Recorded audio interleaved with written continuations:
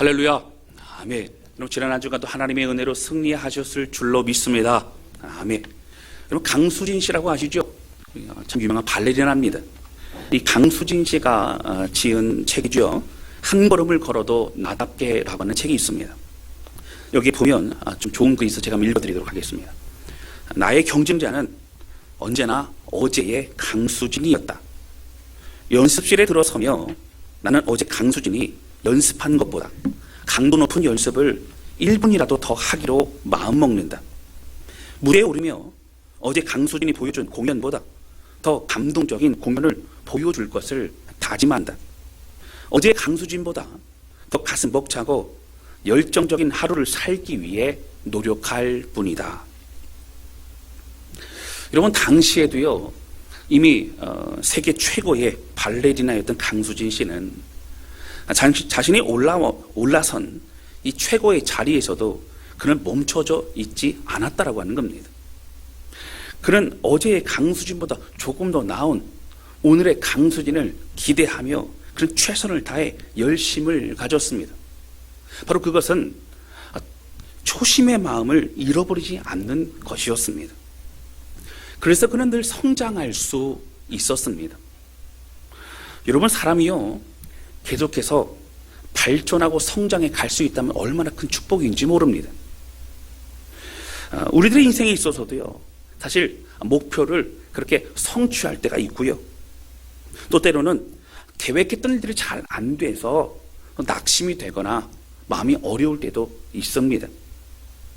그러나 여러분, 그 기쁨의 순간, 또 낙심과 좌절의 그 순간에도 어떻게 내가 하나님 앞에서 보내느냐에 따라서 사실 우리의 인생도 성장하는 중요한 계기가 될 수 있다라고 하는 것입니다.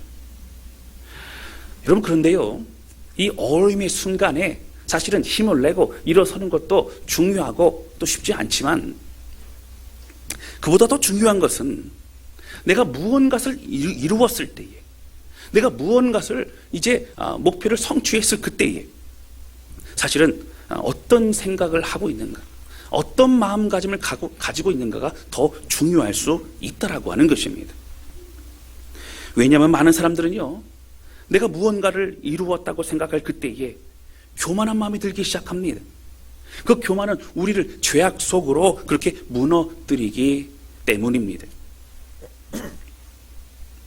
성경을 보면요, 성경에 등장하는 많은 그런 인물들 중에서 끝까지 하나님의 칭찬을 받는 사람들은 무언가를 이루었을 그때에도 그들은 교만하지 않았음을 우리는 성경을 통해 확인할 수 있습니다. 오늘 말씀은요, 주중에 함께 묵상하고 은혜를 나누었던 매일 성경의 본문에 따라서 함께 묵상을 하다가 참 은혜가 되고, 그래서 이 말씀을 함께 나누겠다 생각을 하게 되었습니다. 이 말씀을 통해서 저 자신과 우리 모두가 하나님 앞에서 더욱더 새로워지는 그런 은혜의 시간 되실 수 있기를 주님의 이름으로 축원합니다. 할렐루야. 아멘. 첫 번째 함께 나누기 원하는 것은요, 우리는 승리한 이후에 공로의식을 철저히 경계해야 한다고 하는 것입니다. 오늘 말씀은요, 미디안과의 그 전쟁에서 엄청난 승리를 가져온 그 사건 이후에 이어지는 그런 내용입니다. 여러분, 우리가 잘 알고 있는 것처럼 기돔과 300용사는 미디안의 군사 13만 5천 명을 대항해서 엄청난 승리를 했습니다. 여러분, 대단한 전쟁에 승리를 했지요. 이런 배경에서 오늘 말씀에는요, 기드온이 바로 미디안의 그 적진에 더 깊이 들어가서 세바와 살몬나 왕들까지도 잡아오려고 그렇게 계획을 세우고 있는 것입니다. 근데 문제는요, 그 13만 5천 명을 대항해서 전쟁을 하다 보니까 너무 지치는 거예요. 너무 배가 고픈 거예요. 그래서 기드온이 볼 때 이래서는 안 되겠다. 그래서 숫곳이라고 하는 곳에 가서 우리가 저 미디안 사람들을, 그 왕들을 잡아오려고 하니까 우리에게 좀 떡을 달라, 이렇게 요청합니다. 5절 말씀입니다. 한번 보실까요? 그가 숫곳 사람들에게 이르되 나를 따르는 백성이 피곤하니 청하건대, 요청합니다. 그들에게 떡덩이를 주라. 나는 미디안의 왕들인 세바와 살문나의 뒤를 추격하고 있노라 하니. 여러분, 기도는 뭐라고 얘기하죠? 우리에게 떡을 주어라. 근데 사실 우리가 어떤 사람이냐면 지금 미디안에 있는 그 사람들을 이제 마지막 그 왕들까지 잡아 오려고 하는 공적인 임무를 하고 있는 사람들이라는 거예요. 그러니까 우리에게 좀 선대해달라. 그렇게 얘기를 하고 있는 것입니다. 근데 6절에 보면 뭐라고 대답을 하죠? 6절입니다. 우리 큰 소리 같이 한번 읽어볼까요? 같이 읽겠습니다. 시작. 숫곳의 방백들이 이르되 세바와 살문나의 손이 지금 내 손에 있다는 거냐? 어찌 우리가 내 군대에게 떡을 주겠느냐 하는지라. 여기 보시면요, 숫곳의 방백들이 사람들이 얘기합니다. 세바와 살문나의 손이 지금 내 손에 있느냐. 여러분 당시에요, 이 적군의 뭐 왕이나 뭐 군대 장관이나 이런 사람들은 이 손을 가지고 왔나 봐요. 그래서 그들이 죽었다는 증거가 있느냐, 그들을 무찔렀다는 증거가 있느냐, 그렇게 얘기를 하는 거죠. 그러면서 우리가 너에게 떡을 줄 수 없다 얘기합니다. 여러분, 그 당시 숫곳 사람들은요, 어떤 마음이 있었냐면, 우리가 저 사람들을 선대하면 혹시 나중에 세바와 살문나가 와서 우리를 보복하면 어떻게 하나 하는 두려움이 있었습니다. 또 하나는 300명의 용사를 가고 300명 데리고 가서는 아이고 저 깊은 적진까지 들어가서 승리할 수 있겠느냐, 우리가 모른 채 해야겠다 라고 하는 마음과 조롱하는 마음이 같이 있었다라고 하는 것이죠. 여러분, 그리고 그들은 이 숫곳을 나와서 브누엘이라는 곳을 움직여서 그곳에서 음식을 얻으려고 합니다. 8절 말씀이죠. 자, 여기 보시면 거기서 브누엘로 올라가서 그들에게도 그같이 구한즉 브누엘 사람들의 대답도 숫곳 사람들의 대답과 같은지라. 똑같은 거예요. 거부합니다. 여러분, 그래서요, 기드온은 바로 300명 용사를 데리고 배고픔을 이기고 적진으로 들어갑니다. 여러분, 그런데요, 사실 이 숫곳이라고 하는 지역은 어느 곳이냐면 이스라엘 진영이었습니다. 갓 지파의 땅이었습니다. 여러분, 그 얘기는요, 바로 이 숫곳과 브누엘 사람들은 이스라엘 사람들이었고 이스라엘 사람들을 구해주고 이스라엘 사람들을 위하는 일이었기 때문에 사실은 선대했어야만 됐다라고 하는 거예요. 그러나 그들은 그렇게 하지 않았습니다. 적진에 들어가는 그들을 조롱했습니다. 여러분, 결국 이 힘든 마지막 전쟁을 완성하고 세바와 살문나 왕을 사로잡아온 기드온은 어떻게 했어요? 이 숫곳과 바로 이 브누엘 사람들을 무참히 잔인하게 살해하고 있는 것을 보게 됩니다. 사랑하는 성도 여러분, 기드온이요, 민족을 대신해서 이스라엘의 큰 위기를 구한 것은 맞습니다. 여러분, 특히 미디안의 군사가 여러분 몇 명이라고? 13만 5천 명이었고요. 이스라엘 백성들은요, 처음에 이제 300명 되기 전에 다 모이라 그래서 모인 사람들이 몇 명이었냐면 여러분 3만 2천 명이었어요. 그때 이제 하나님 여호와의 말씀이 있어서 너희 중에 두려운 자들, 집에 가고 싶은 자들 다 집에 가라 했더니 2만 2천 명 집에 갑니다. 몇 명 남았어요? 10,000명 남았죠. 10,000명 중에서도 물가로 데려가갖고 물을 먹게 하라. 그래서 손으로 물을 떠가지고 입으로 핥아 먹듯이 먹은 사람 300명만을 구분하고 나머지는 집에 돌아가라. 그 300명 가지고 싸웠다는 거예요. 처음에 인원 3만 2천 명 가지고도 사실은 전쟁을 할 수 없는 13만 5천 명 어떻게 상대합니까? 그런데 300명 가지고 거대한 승리를 하게 됩니다. 여러분, 대단한 승리고요, 참 힘들고 어려웠던 그 시절 가운데 이스라엘 민족을 구한 겁니다. 그러나 여러분, 자신들의 요구를 들어주지 않았다고 해서 비록 또 그들이 조롱하였다고 해서 같은 민족인 숫곳과 브누엘 사람들을 잔인하게 죽인 것은 하나님 앞에서 큰 죄악을 범한 것입니다. 여러분, 또 19절 말씀 보실까요? 19절에 또 이런 말씀이 있습니다. 그가 이르되 그들은 내 형제들이며 내 어머니의 아들들이니라. 여호와께서 살아계심을 두고 맹세하노니 너희가 만일 그들을 살렸더라면 나도 너희를 죽이지 아니하였으리라. 여러분, 이 얘기는요, 바로 세바와 살문나 왕을 데려와갖고 그 앞에 얘기하는 거예요. 내가 너희를 잡아온 이유가 있는데 뭐라 그래요? 내 형제들, 내 어머니 아들들이 누구예요? 내 형제들이죠. 내 형제들을 너희가 죽였기 때문에 내가 바로 너희를 잡아왔다. 근데 여기 보세요. 너희가 만일 그들을 살렸더라면 나도 너희를 죽이지 아니하였으리라. 자, 그러면 무슨 얘기죠? 바로 다른 것이 아니라 보복을 그 형제들이 어려움을 당하지 않았다면 바로 깊이 들어가서 그들을 잡아오거나 죽이거나 하지 않았다라고 하는 거예요. 그러니까 사실 좀 무슨 전쟁한 거죠? 마지막에 어떤 전쟁한 거예요? 다른 것이 아니라 바로 개인적인 보복을 하기 위해서 300명의 용사를 데리고 들어간 것입니다. 여러분 22절부터 나오는 내용도 보면 어떤 내용이 나오냐면요, 이제 이스라엘 백성들 앞에 진영 앞에 나왔습니다. 그런데 이스라엘 백성 난리가 났어요. 우리에게 왕이 좀 되어 주십시오. 이렇게 큰 전쟁에 이겼는데 우리의 왕이 되어 주십시오 요청합니다. 그런데 여러분 23절에 보면은 뭐라고 얘기하냐면 23절 보실까요? 기드온이 그들에게 이르되 내가 너희를 다스리지 아니하겠고 나의 아들도 너희를 다스리지 않을 것이요 여호와께서 너희를 다스리시리라 하니라 라고 고백합니다.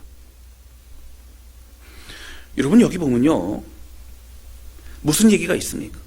이렇게 나는 왕이 되지 않겠다라고 얘기해요. 근데 24절로 넘어가면 무슨 얘기가 있냐면요, 그런데 바로 너희에게 요청할 것이 있으니 너희가 전리품을 가져온 것 중에서 금, 귀고리가 있는 것 다 가져오라 얘기합니다.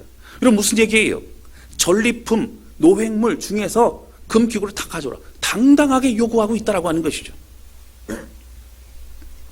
여러분 그렇습니다. 나는 왕이 되지 않겠다고 얘기하면서도 내가 그동안 애쓰고 수고하고 거대한 이런 엄청난 전쟁에서 승리하지 않았느냐, 나는 그거 받을 자격이 있다 생각해서 공로의식이 지금 기드온의 마음에 가득 차게 되어졌다라고 하는 것이죠. 여러분 사실 왕은 거부했지만 실상은 그가 전쟁에 나가서 수고한 모든 것들, 그것이 아마 그의 마음 가운데 자신의 수고가 생각이 났을 것입니다. 금과 좋은 것들을 가져오라 해서 그것을 당당히 취하고 있는 모습을 우리는 볼 수 있습니다. 여러분 원래 기드온은 어떤 사람이었어요? 소심하고 연약한 사람이었습니다. 처음에 곡식을 까부를 때도요, 이제 미디안 사람들 와가지고 곡식을 까부르는구나 알면 와가지고 다 이제 훔쳐가지 않습니까? 가져가지 않습니까? 그러니까 포도즙 그 틀에 들어가갖고 숨어가지고 곡식을 까불었어요. 굉장히 소심하고 두려워합니다. 하나님께서 기드온아, 네가 미디안 사람들 대항해서 너는 나가 전쟁하라. 너희가 승리할 것이라. 하나님 못합니다. 하나님 두렵습니다. 나에게 징표를 보여주십시오. 여러분 두 가지의 특별한 징표를 보여주었어도 못 갑니다. 하나님께서 너 이스라엘 진영으로 적진의 진영으로 들어가라. 거기에 들어갔더니요, 적진의 군사들끼리 얘기를 하는 거예요. 내가 어제 밤에 꿈을 꿨는데 기드온과 그 군사들이 떡덩이가 돼서 우리를 다 짓밟았다. 저들이 이길 것이다. 적군의 이야기의 말을 듣고 나서 마음이 감동이 되어서 그는 힘있게 나가게 됐다라고 하는 거예요. 여러분 사실 소심하고 나약하고 담대히 하기가 쉽지 않은 사람이 바로 기드온이었습니다. 그런데 여러분 기드온이 300용사를 이끌었고 그들과 함께 승리를 경험했지만 이 전쟁은 하나님의 특별한 개입과 하나님의 역사하심이 없었더라면 승리할 수 없는, 결코 이길 수 없는 전쟁이었다고 하는 것입니다. 전쟁의 노획물 중에서 금과 여러 물품을 가지고 오라고 요구한 것도 여러분 사실 자신이 승리한 게 아닌데 하나님 앞에서 민망할 수밖에 없는 모습을 보여주고 있더라고 하는 것이죠. 여러분 우리 인생도 마찬가지입니다. 무언가 승리를 하거나 무언가 목표를 성취하고 나서가 더 큰 문제입니다. 기도 제목이 응답을 받거나 사업이 잘 되거나 아니면 직장에서 승진을 하거나 자녀들에게 좋은 일이 생겼을 그때에 우리는 어떤 마음을 가지고 있느냐라고 하는 거예요. 처음 시작할 때, 그때 처음 시작할 때 마음을 우리는 기억하고 있느냐고 하는 것이죠. 여러분 처음 시작할 때, 직장에 처음 갔을 때, 처음 사업을 할 때, 처음 학교에 입학했을 때 어떤 마음일까요? 기도하겠죠. 하나님 도와주세요. 하나님의 도우심 없으면 나는 아무것도 할 수 없습니다. 그런 두려운 마음을 가지고 시작했을 것입니다. 그러나 어느덧 뭔가 일이 잘 되면 내가 수고하고 내가 애썼고 내가 이것을 이루었고 이런 마음이 점점점 스며들게 된다라고 하는 것입니다. 여러분, 정말 중요한 것은요, 우리는 지금까지 철저히 하나님의 은혜가 아니었다면 여기까지 올 수 없었다라고 하는 거예요. 우리의 능력도 우리의 모든 것도 다 하나님 주신 것입니다. 그러니까 우리는 알아야 되죠. 공로 의식을 내려놓지 못하면 하나님은 우리를 쓰실 수 없다라고 하는 거예요. 왜요? 모든 걸 다 수고하고 난 이후에 결국 모든 영광은 자신이 가지고 갑니다. 여러분, 공로의식이 있는 사람들은 하나님께 축복하실 수 없습니다. 그 축복조차도 자신이 이루었다고 얘기할 수 하는 사람이 되기 때문에 그렇습니다. 여러분, 그래서 우리는 늘 우리 자신이 어디서부터 출발하는 인생인지를 우리는 늘 점검하고 기억해야 됩니다. 여러분, 이스라엘 백성들은 구약에 보면 계속 반복해서 하나님 말씀하시는 것이 있어요. 계속 반복해서 말씀하시는 게 뭘까요? 신명기 24장 22절에 보면 이런 말씀이 있습니다. 우리 중요한데요. 우리 같이 한번 읽어볼까요? 같이 읽겠습니다. 시작. 너는 애굽 땅에서 종되었던 것을 기억하라. 이러므로 내가 내게 이 일을 행하라 명령하노라. 아멘. 하나님이 명령하세요. 그런데 그 전제를 뭘 붙여요? 너는 애굽 땅에서 종되었던 사람이었어. 종되었던, 소망 없던 사람을 내가 출애굽시키고 훈련시키고 가나안 땅에 보내고 그리고 이제 선택된 백성으로서 누리도록 하지 않았느냐? 그 은혜를 나누어라. 그 명령에 순종하라. 그렇게 말씀하시고 있다고 하는 것이죠.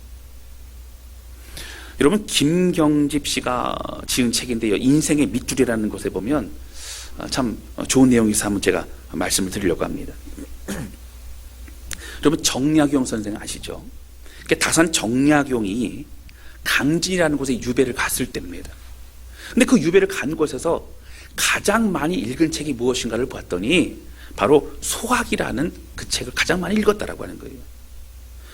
다산 같은 대학자가 왜 뜬금없이 소학을 탐독했을까? 굉장히 쉬운 책이잖아요, 그렇죠? 여러분, 바로 이것은 배움의 시작에 대한 초심을 벼리기 위함이었다. 이 책은 이렇게 설명하죠. 벼린다는 게 뭐예요?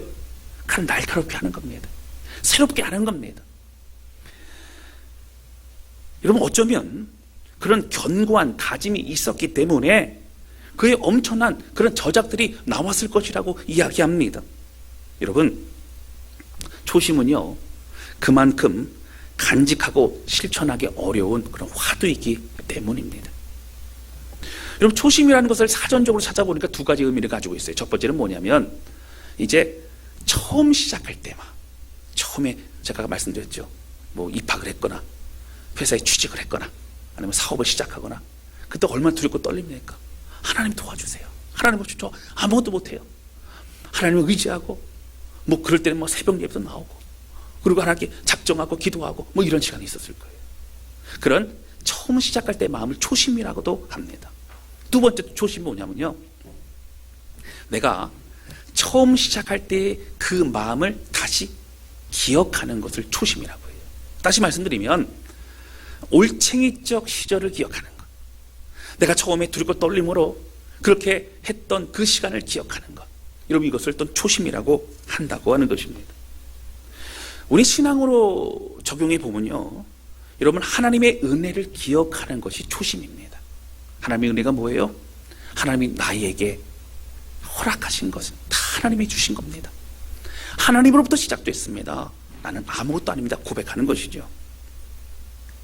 나 같은 죄인을 구원해 주시고 하나님이 일까지 맡겨주시고 하나님의 그 은혜에 감사하며 또 나아가는 것이 초심입니다. 여러분 정말 그런 사람들은요 진짜 성령 충만한 사람이에요. 초심의 마음을 갖는 사람은 하나님을 바라보는 사람입니다. 여러분 우리는 하나님의 은혜로 살아가고 있는 사람입니다. 내가 가진 것을요 은근히 자랑하고 우쭐하는 모습을 하나님은 얼마나 안타깝게 여기시겠어요. 하나님이 주신 것을 가지고 그리고 자기가 자랑하고 그리고 자기가 이렇게 드러나고 이런 것을 은근히 즐기는 사람들 보면 얼마나 안타까워하시겠어요. 여러분 하나님의 것을 가지고 그렇게 하는 겁니다. 여러분 부유한 사람만 그렇게 하겠습니까? 어떤 기도 응답 받은 사람만 그렇게 하겠습니까? 아니에요. 우린 누구나 우리 마음에 죄성이 있죠. 사실은 그런 비슷한 상황이 되면, 아니면 그러한 틈만 우리에게 벌어지면 우리도 어느덧 그런 사람 똑같은 사람이 될 수도 있다라고 하는 거예요. 여러분, 그렇게 우리는 교만한 마음이 생길 수 있는 연약한 존재임을 잊지 말아야 합니다. 하나님 앞에 우리의 삶을 다시 되돌아볼 수 있는 그 사람이 축복된 사람임을 믿으시기를 주님의 이름으로 축원합니다. 아멘.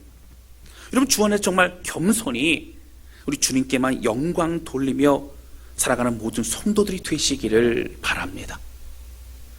두 번째 함께 나누기 원하는 것은요, 우리는 승리한 이후에 내가 자격과 능력이 있다라고 생각하는 그 교만을 철저히 경계해야 된다라고 하는 겁니다. 여러분, 오늘 본문의 말씀 재미있는 것이 뭐냐면요, 제가 앞에서도 이제 언급을 했지만 기드온이 전쟁 후에 이스라엘 땅에 돌아왔을 그때의 모습이 참 희한합니다. 여러분, 백성들이 뭐라 그랬어요? 22절 한번 살펴볼까요? 22절입니다. 그때에 이스라엘 사람들이 기드온에게 이르되 당신이 우리를 미디안의 손에서 구원하셨으니 당신과 당신의 아들과 당신의 손자가 우리를 다스리소서 하는지라. 제가 앞서 말씀드렸지만 분위기가 뭐예요? 완전히 승리와 축제의 분위기입니다. 기드온에게 집중되어 있어요. 그냥 사람들이 그 요청을 하니까 못 이기는 척하면서 그냥 왕이 될 수도 있습니다. 그런데 기드온은 뭐라 그랬어요? 23절에 보시면 기드온이 이르되 내가 너희를 다스리지 않겠고 나의 아들도 너희를 다스리지 아니할 것이요. 그 다음에 뭐라고 합니까? 여호와께서 너희를 다스리시리라 하니라 나옵니다. 여러분, 멋있지 않나요? 기드온 멋있는 고백합니다. 정말 정확한 고백합니다. 하나님이 이스라엘 백성을 다스리는 주님이시라고 하는 거예요. 여러분, 그런데요, 기드온이 이렇게 고백했지만 그의 삶은 말과는 전혀 다른 삶을 살고 있다라고 하는 겁니다. 한 네 가지로 좀 살펴볼 텐데, 첫 번째, 기드온이 어떤 삶이었냐면요, 아까 말씀드렸죠. 전쟁에서 받은 그 노획무들을 뭐라고요? 당당히 가져오라. 나는 왕이 아니라고, 난 다스리지 않겠다고 했으면서도 내가 이렇게 수고했는데 가져오라. 그런 마음이 있었어요. 두 번째는 27절에 나오는데요, 그가 금으로 에봇 하나를 만들었어요. 여러분, 에봇이 뭐냐면 제사장들이 입는 옷입니다. 그리고 이 흉패에는 뭐가 있냐면요, 가슴에는 12보석이 이렇게 있는 거예요. 그런데 이 12보석에는요 각 지파 이름이 다 새겨져 있습니다. 근데 기드온이 금으로 만들었다는 얘기는 뭐예요? 화려하고 굉장히 좋은 걸 만들었겠죠. 그리고 자기의 성에 갖다 놓습니다. 사람들이 그 금으로 만든 에봇을 보기 위해서 찾아옵니다. 근데 그 에봇을 뭘 했어요? 점을 쳤다는 거예요. 그 에봇에 경배하고 에봇을 숭배했다는 거예요. 결국 기드온은요, 자기가 숭배를 받고 자기가 한테 관심을 받고 자기가 거기 영향력을 주는 사람이 되고 싶어 했다고 하는 것이죠. 세 번째는요, 30절에 보면 이렇게 나옵니다. 기드온이 아내가 많으므로 그의 몸에서 낳은 아들이 70명이었고 이렇게 나옵니다. 여러분, 그 성경학자들이요, 이렇게 기드온의 아내가 몇 명이었을까 연구를 해보는데 성경이 정확히 안 나오니까 잘 몰라요. 근데 아들만 70명이었으니까 아마 딸들도 낳았겠죠. 그러면 굉장히 적어도 100명 넘었을 것 같아요. 아내가 몇 명이었을까요? 제가 아무리 생각해도 2-3명 이상 됐을 거예요. 그렇죠? 너무 적은가요? 잘 모르겠습니다. 자, 그런데 성경에서 굳이 기드온이 아내가 많음으로라고 강조하고 있잖아요. 이 얘기는 부정적인 걸 드러내는 겁니다. 그 당시 많았다는 거예요. 그리고 그 아내가 많은 것 자체가 문제가 되고 있다는 겁니다. 여러분, 그렇습니다. 기드온은요, 왕이 되지 않겠다고 했으면서도 왕과 같이 살았어요. 아내를 많이 두었습니다. 자식을 많이 낳았어요. 그는 그러한 인생을 살고 있었던 겁니다. 네 번째입니다. 여러분, 네 번째 보시면요, 31절에 나옵니다. 세겜에 있는 그의 첩도 아들을 낳았으므로. 세겜에도 첩이 있었나 봐요. 근데 그의 이름을 아비멜렉이라 하였더라. 여러분, 여기 본문에 보시면 그 70명의 아들들의 이름이 없어요. 나중에 아비멜렉이요, 그 70명의 형제들 죽입니다. 근데 막내만 살아나거든요. 그 막내 이름만 나중에 언급됩니다. 그러면 다른 형제들은 이름이 언급되지 않는데 왜 굳이 아비멜렉은 이름이 언급될까요?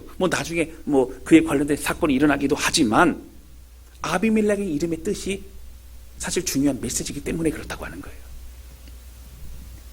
여러분, 아비멜렉은 히브리 원어로 보면 나의 아버지는 왕이시다 라고 한 뜻이에요. 여러분, 아비멜렉의 이름을 누가 지어줬을까요? 그의 아버지인 할렐루야, 네, 기드온이죠. 기드온. 네, 기드온이 지어줬겠죠. 그럼 기드온이 지어줬어요. 그래가지고 아비멜렉, 그럼 이제 그 아들의 이름을 동네 사람들 누가 다 부를 게 아니에요. 아비멜렉아, 그럼 뭐라고 그러는 거예요? 너의 아버지는 왕이시다. 너의 아버지는 왕이시다. 여러분, 기드온은요, 그의 말은 나는 왕이 되지 않겠다고 하였으면서도 모든 정황과 모든 상황은 나는 왕으로 살고 있는, 왕으로 그렇게 대접받고 있는 그런 사람이었다라고 하는 겁니다. 사랑하는 성도님, 우리도 다 마찬가지입니다. 우리는 신앙생활 하면서요, 겸손한 사람으로 살아갑니다. 우리는 예수 그리스도를 나의 구원자로 모셔드리고 또 우리의 주인 되시고 우리의 주님으로 우리는 모셔드리고 살아갑니다. 나는 주님의 뜻대로 살겠다고 또 고백하고 결단합니다. 그러나 여러분, 기드온과 같이 말로는 중요한 고백하고 말로는 나는 왕이 되지 않겠다고 하고 말로는 하나님이 다스린다고 고백하면서도 자신이 왕과 같이 살아가고 있는 것이 우리의 모습일지 모른다라고 하는 거예요. 저는 이 말씀 묵상하고 기도하면서도 참 마음이 찔림이 됩니다. 언제든지 우리는 그렇게 될 수 있어요. 언제든지 우리는 그렇기 때문에 늘 점검하지 해보지 않으면 안 된다라고 하는 것입니다. 누구도 예외 없습니다.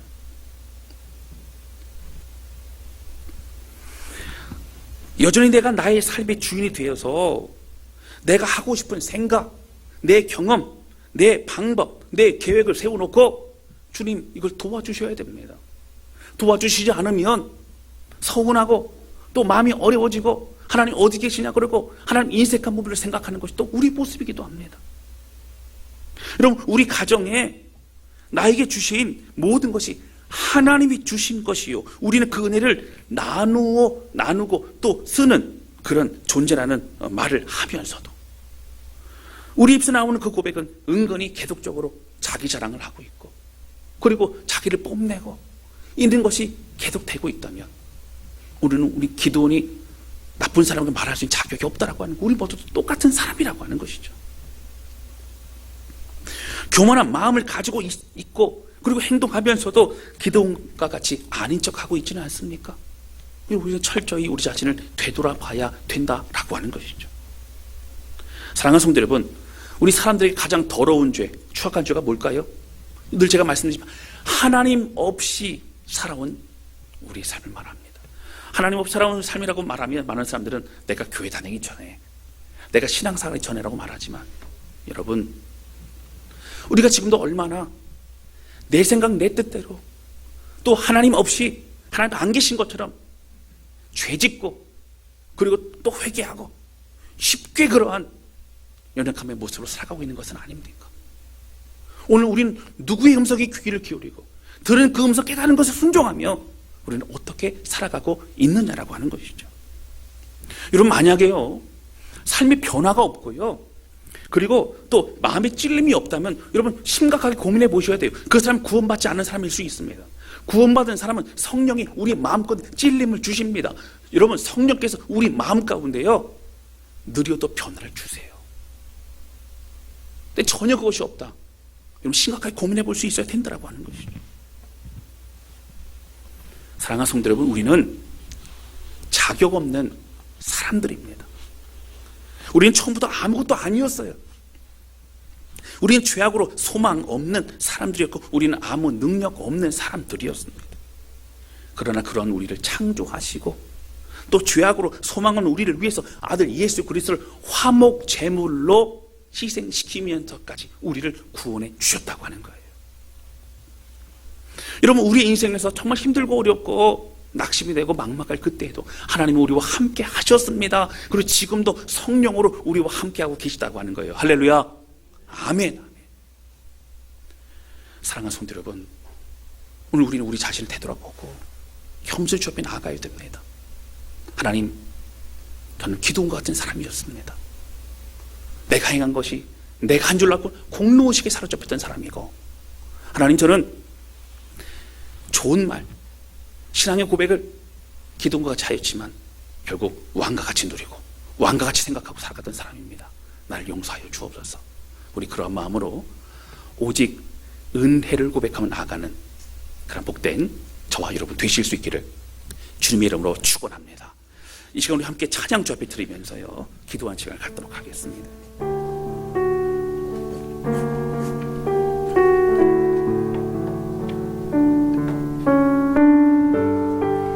여러분, 이 찬양은요 잘 아시는 것처럼 사도 바울의 고백입니다. 나의 나된 것은 하나님의 은혜라고 하는 것이죠. 여러분, 사도 바울은 왜 순교당하는 그때까지 그가 마음이 변하지 않고 오히려 핍박과 고난 중에서도 더 열정적으로 그 사역을 감당할 수 있었을까요? 하나님의 은혜에 믿지 않았다는 거예요. 공로식도 아니고요, 그가 그만큼 수고하고 누구보다 그랬지만 오직 하나님의 영광이라고, 나는 아무것도 아니라고 고백하는 것이 바로 사도 바울의 고백이었다고 하는 거예요. 여러분, 저는요 우리 모두가 이 찬양 부르면서 마음으로 고백했으면 좋겠어요. 하나님, 우리가 새로워지길 원합니다. 마음속과 겉이 다른 사람이 아니라 정말 새로워지길 원합니다. 찬양하면서 기도하도록 하겠습니다.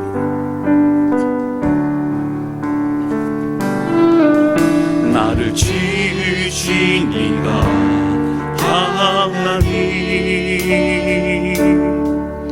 나를 부르신 이가 하나님,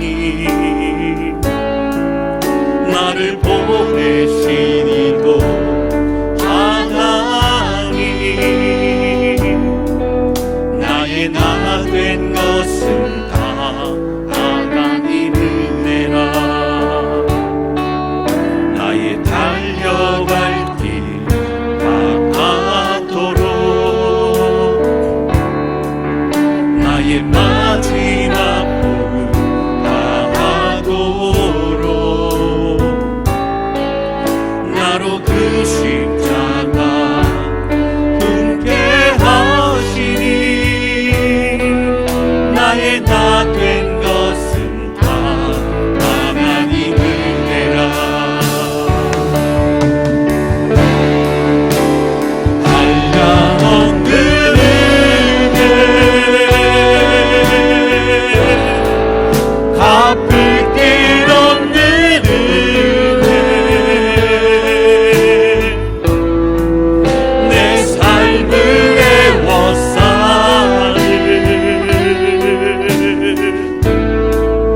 하나님의 은혜.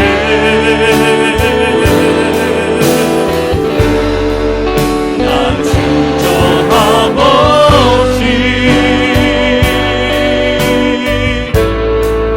그 땅을 밟음도 나를 붙드시니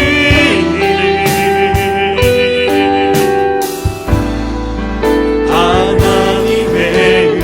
한 번 더 고백합니다. 나를 지으신 이가 하나님, 나를 지으신 이가 하나님, 아멘. 나를 부르신 이가 하나님, 나를 보내신 이도 하나님, 나의 나 된 것은 다 하나님 은혜라. 나의 달려갈 길 다하도록, 나의 마지막 호흡 다하도록, 나로 그 십자가 품게 하시니, 나의 나 된 것은 다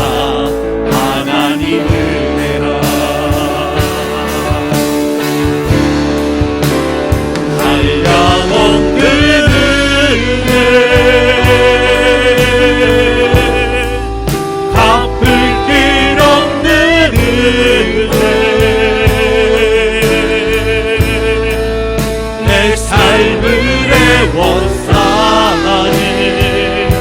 하나님의 은혜, 하나님의 은혜 나 주저함 없이 나 주저함 없이 그 땅을 밟음도 그 땅을 밟음도 나를 부르시는 주님, 나를 붙드시기를 하나님의 은혜, 하나님의 은혜 함께 고백합니다. 한량없는 은혜, 한량없는 은혜 갚을 길 없는 은혜 내 삶을 애워싸는 내 삶을 애워싸는 하나님의 은혜, 하나님의 은혜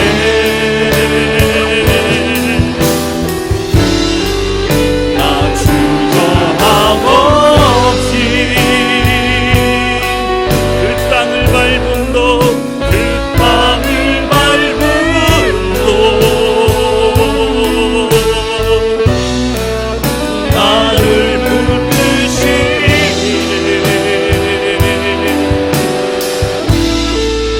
하나님의 은혜 우리 함께 기도하기 원합니다. 기도할 하나님 아버지, 오늘 우리가 살아가면서 하나님의 은혜라고 고백하지만 오늘도 우리의 마음 가운데 기도원과 같이 내가 수고하고 내가 애쓰고 내가 원치는 것을 공로식이 자리 잡을 때가 있을 뿐만 아니라 우리 입술로는 내가 왕이 되지 않겠나로 고백하고 하나님이 다스리신다고 고백하지만 우리는 스스로가 왕이 되고 그런 대접을 받으며 살아가고 있었던 것은 아닌지 우리는 되돌아봐야 된다고 하는 겁니다.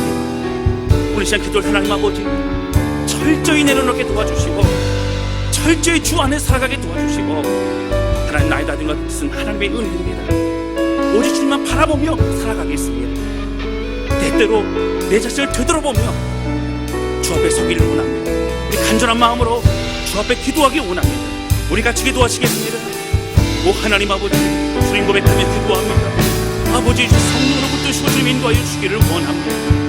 하나님 간절히 소원하오, 하나님 소원하오, 아버지 우리 마음을 붙드시고 주님 인도하여 주셔서 하나님 겉과 속이 다른 그런 삶이 되지 않도록 도와주시고, 오늘 목회자도 시작되어 모든 성도들이 하나 되어 주 안에서 철저히 회개하고 돌이키며 하나님 앞만 바라보는 믿음의 삶 되시도록 붙드시고 주님 인도하여 주기를 원합니다. 하나님 공로의식을 다 철저히 내려놓게 도와주시고, 하나님 아니라고 하면서도 우리 서로 왕이 되어 살아갔던 자기 중심에 하나님을 하나님 인정하지 못해도 우리 삶을 좀 용서해 주셔서 쉽게 죄짓고 쉽게 회개하고 쉽게 죄짓고 쉽게 회개했던 우리 모든 약한 인생 오직 주님만 바라보며 믿음 안에 살 수 있도록 아버지 붙드시고 주님 인도하여 주시옵소서. 하나님 아버지, 주님 고백하며 기도합니다. 하나님의 은혜, 하나님의 사랑을 고백하면서도 오늘 기도원의 모습과 같이 공로의식이 우리 마음껏 어느덧 자리 잡고, 때로는 우리 입술은 왕이 되지 않겠다고 말하면서도 왕같이 누리며 또 왕같이 누리기를 바랬던 우리 이중적인 모습에 대해 다시 한번 되돌아보게 됩니다. 하나님, 부족한 목회자로서 시작하여 우리 모든 성도들이 함께 오직 하나님만 바라보게 도와주시고, 특별히 주님 하나님의 은혜로 지금까지 왔음을 다시 한번 고백하며 철저히 주 앞에 무릎 꿇는 우리가 될 수 있도록 축복하여 주옵소서. 때로는 우리가 순종하고 때로는 우리가 밟아야 될 그 땅이 너무 우리를 두렵고 힘들게 만들지만 하나님 우리가 말씀하셨다면 나아갑니다. 하나님, 우리는 하나님의 백성입니다. 하나님 불러 영광받아 주시옵소서. 예수님의 이름으로 기도하였습니다. 아멘.